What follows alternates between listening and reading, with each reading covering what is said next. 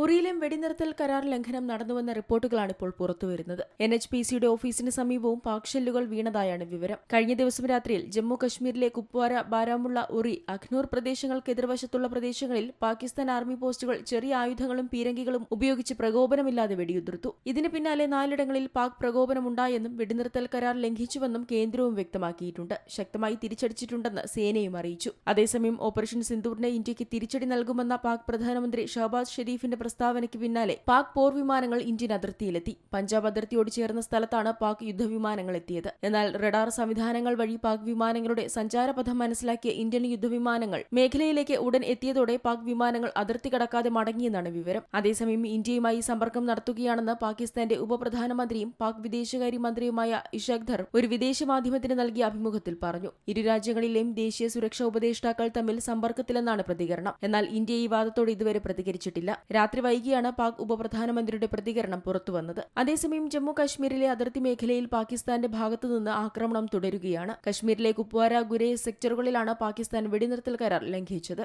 National desk, Zee Malayalam news.